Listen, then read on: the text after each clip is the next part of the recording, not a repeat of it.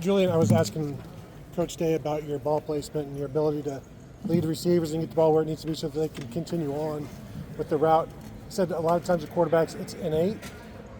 When did you notice your ability to do that well? Yeah, I feel like that was kind of always one of my strengths growing up and playing. But, it's also timing with the receivers, so getting on the same page with them. And I think Coach Hart and Coach Fest do a great job of making sure that us quarterbacks and receivers are on the same page. How much of the work in the offseason goes into that? Oh, definitely a lot of it.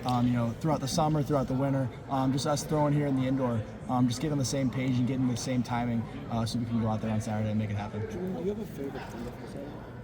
I don't think so. No, I think the receivers made some great plays and was happy to get the win.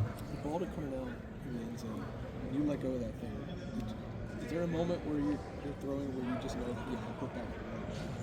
Is there a moment in your head where that kind of clicks? You see it in the air? Is it right off the fingers? What is it? I think right off the fingers, you kind of know where it's going to go, and then he made a great catch and made a great adjustment for me. Against Texas on that first fourth down, Jeremiah comes over, the ball doesn't go his way. Against Grambling, Jeremiah comes over, the ball goes his way for 87-yard touchdown.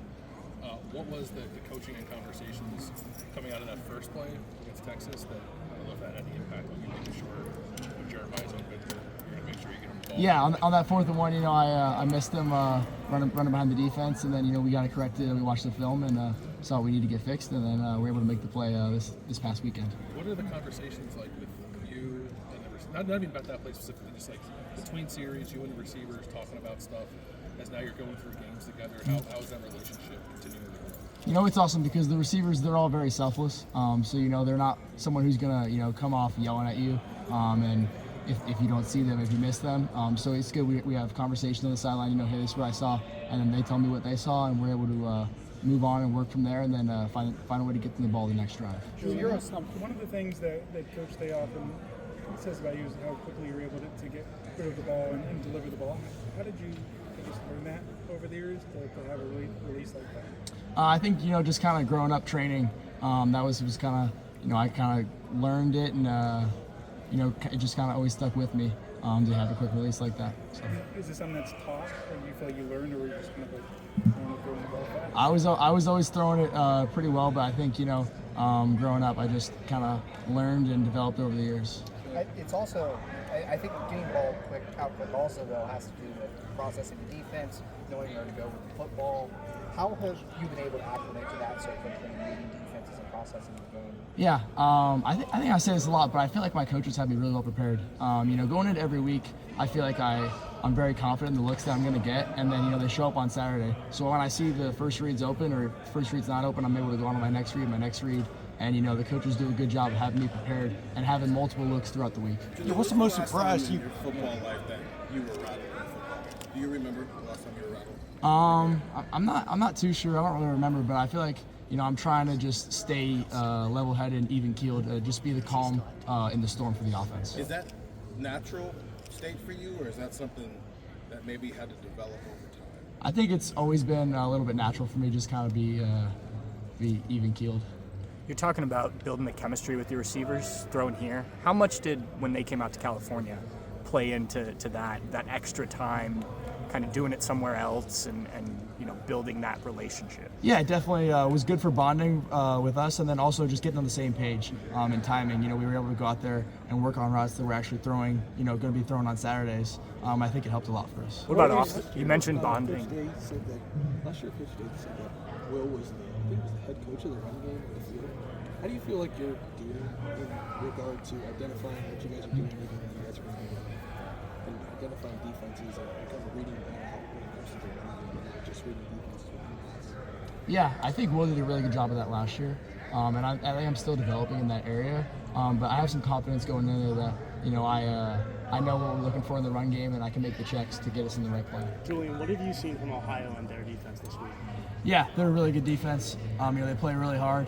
They had the past 2 weeks they played good football, and they're going to be a good challenge for us. When was the last time you were rattled off the field? I don't know. My older brother, he knows how to get under my skin, so I'd say that's probably him. Gotcha. Julian, have you been surprised by anything? I mean, just the first 2 weeks, it seems like you just pointed out, you've gone through the progressions, and things have been pretty much like you prepared for? Has anybody surprised you over the last 2 weeks? Yeah, there's definitely been wrinkles in coverages, but we prepare for that. When we go into our Thursday and Friday, we talk about, hey, what if we don't get the look we're looking for? What are we gonna do then? It's kind of what next scenario. Yeah, and it's like there's always an answer. Is that what's going on in your head to what you're seeing? Yeah, that's definitely it. If I don't like it, where's my answer? Where's my throwaway? Where's my check down? And what am I gonna do if I don't like the look? Julian, so you cracked that smile when you were on the jumbotron. You're playing this initial the Maroon 5 thing. What do you think of that? Yeah, I thought it was pretty funny the first week. My brother actually showed me the tweet. I thought it was pretty funny. And I think they kind of caught me lacking because week 2 I heard them playing the song, and then I started singing. I wasn't even thinking about it, and then I looked up and I saw it, and I was like, oh, they got me. Is that accurate? Yeah, I guess. Yeah, I think it's pretty funny. Are you a Maroon 5 fan? I like Maroon 5. Yeah. Julian, just generally, how much more comfortable do you feel now that you're into it? Yeah, I think it's just it's all about building confidence every week, and I think playing 2 weeks, you just build more confidence, and playing against the best defense in the country every day in practice, you keep building that confidence and going out there. 0 sacks through 2 weeks. What have you seen from the pass protection? Yeah, the offensive line has been phenomenal. 0 sacks in 2 weeks. It's been great, and they've done a really good job in the run game and in the pass game, just keeping me protected. How different is Jeremiah Smith as a person when he's involved in getting the ball and catching it? What's different about him during a game like last week? Yeah, I feel like he's just such a big impact player for us.